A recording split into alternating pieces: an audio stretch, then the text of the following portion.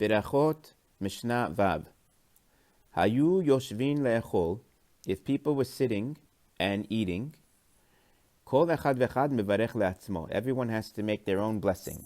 Meaning, it doesn't say they were necessarily sitting together as a group and joined in mentally that they were together.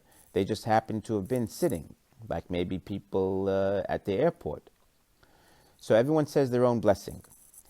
Hesebu, if they were leaning and leaning together, meaning they formed a group, that's how they used to eat in the olden days, then echad mevarech lekulan, one person can make the beracha for everyone. Now this is really talking about hamotzi, because you would lean in a meal of bread. So in a hamotzi situation, like we do in Kiddush, one person says it and can cover everybody. We don't necessarily have to lean today, but as long as we're showing we're all together in that mind frame and mindset, then it's okay.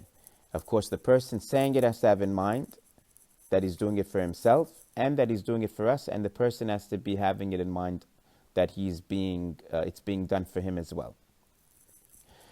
Now it says, Ba lahem yain betoch hamazon.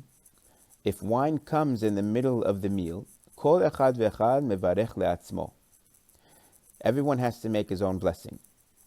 Now we had this in the last Mishnah, and this could be why this is coming up now, this Mishnah, because we talked about wine is not covered. Only if you made a gefen before the meal, it will be covered, but it just shows you that it's not necessarily covered. So here it's saying right out, you have to make a gefen. It's only now, can one person say it for everyone is the question.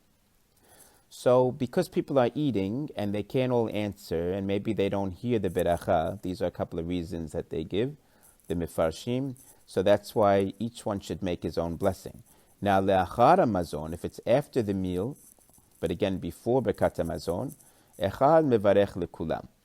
Then one person can say it for everybody. Since they cleared up the plates and everyone's not eating, so now they can say amen when the person says hagefen to cover everybody. Vehu omer al hamugmar, and then the Mishnah says that he's the one who also says about the incense. After a meal, they used to bring incense, like it says here, afal pi she'en mevi'in et hamugmar, even though they wouldn't bring this incense, ela le'achar seudah, until after the meal, which means after Birkat hamazon.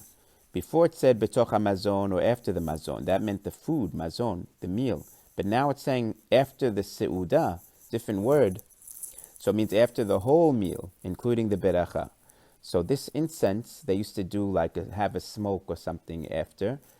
And again, one person would say it for everybody. That's one chidush. And they said the person who was saying the Birkat hamazon out loud, that's what it means. He would be the one, vehu omer, he would be the one to say the blessing. He gets an extra honor to say on the mugmar.